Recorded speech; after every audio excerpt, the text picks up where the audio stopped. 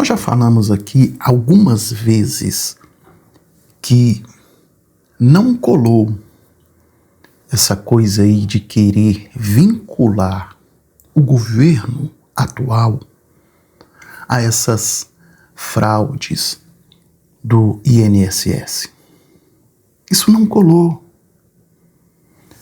E nessa CPMI que está acontecendo lá no Senado Federal, isso está ficando mais evidente, porque o campo de esquerda, eles não falam de boca para fora. O campo de esquerda traz provas, evidências. Já o pessoal da direita, eles já falam e não apresentam provas, falam de qualquer jeito. Eles forjam situações.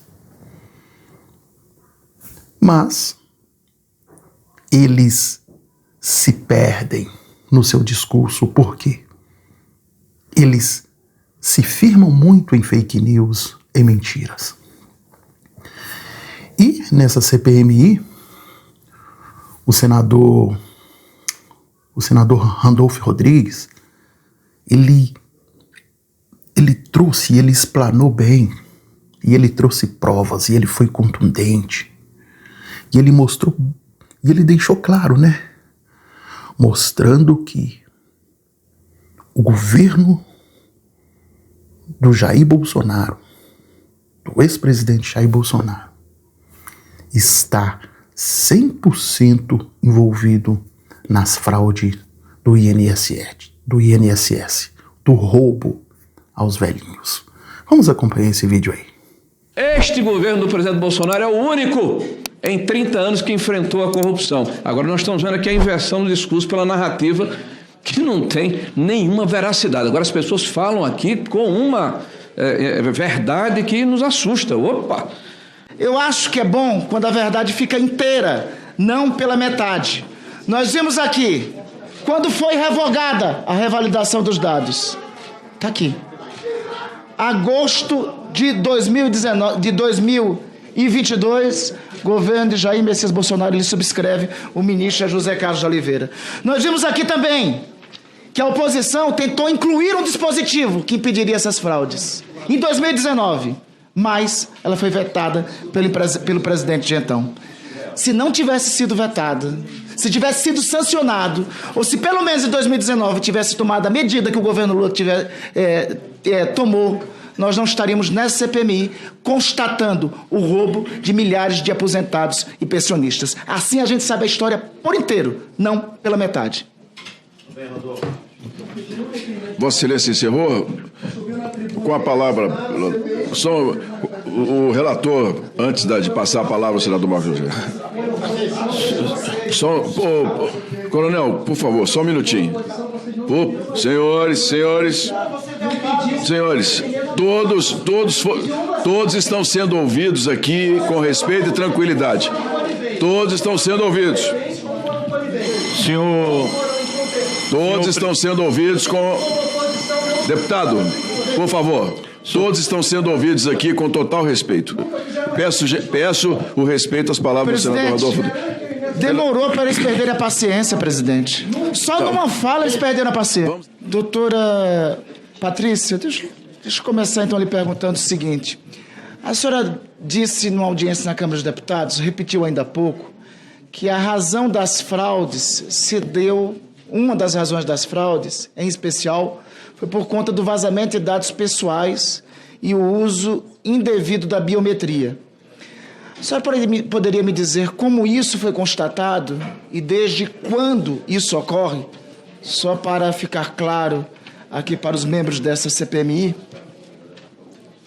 E se puder ainda me informar, para economizar tempo, na visão da DPU, quais foram as falhas principais que permitiram a proliferação dessas fraudes?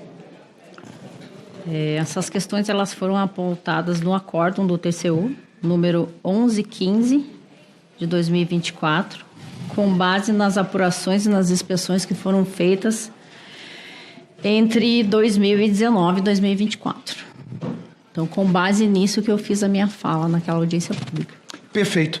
Eu lhe pergunto, se alguma norma legal, se no aparato infralegal, jurídico, sobre o INSS, constasse um dispositivo de lei dizendo o seguinte: é vedada a transmissão de informações de benefícios e de informações pessoais, trabalhistas e financeiras de segurados e beneficiários do INSS a qualquer pessoa física ou jurídica, diretamente ou por meio de interposta pessoa física ou jurídica, para a prática de qualquer atividade de marketing, oferta comercial, proposta, publicidade direcionada e beneficiário específico ou qualquer tipo de atividade tendente a conhecer o beneficiário do INSS, a celebrar contratos e obter captação de clientela.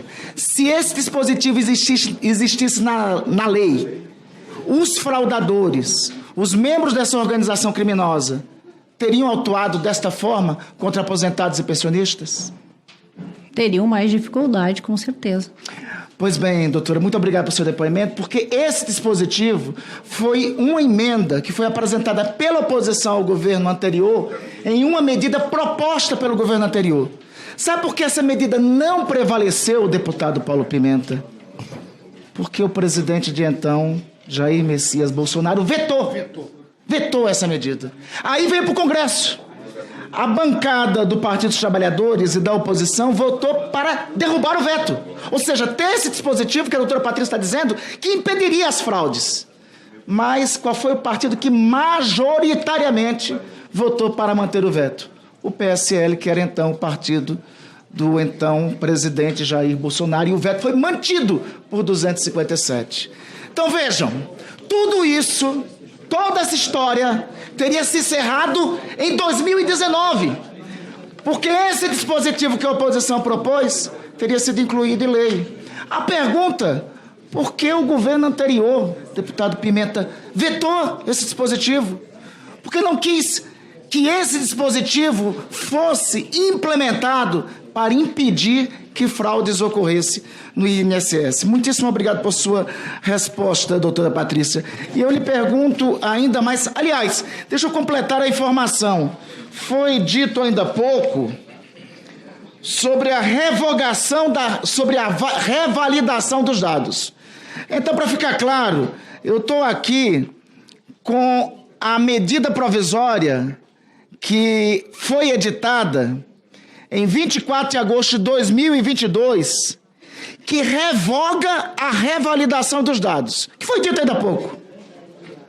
A revogação da revalidação dos dados para os usuários do INSS foi assinada pelo presidente da República em 24 de agosto de 2022. Qual é o nome do presidente da República que está aqui? Jair Messias Bolsonaro. Ministros que subscrevem: Ronaldo Vieira Bento, José Carlos Oliveira. São os ministros que subscrevem essa medida provisória, revogando a revalidação dos dados. Então, só para ficar claro, porque eu acho que é importante, foi dito pelo meu colega anteriormente, que é importante nós deixarmos tudo claro. Meu colega anteriormente foi de forma elogiosa e nem citei o nome. Então vejam só, foi dito pelo meu colega anteriormente que sobre a revalidação de dados, mas é importante, foi omitido ser dito. Acho que não foi dito por inteiro, foi dito pela metade. Foi omitido ser dito que foi aqui em 24 de agosto, assinado por Jair Messias Bolsonaro, que foi revogada a revalidação de dados. Doutora Patrícia, lhe pergunto, o que a senhora achou da decisão do governo do presidente Lula em logo após a operação e as denúncias que foram primeiramente, e lhe cumprimento por isso, a senhora faz jus à ação da Defensoria Pública da União.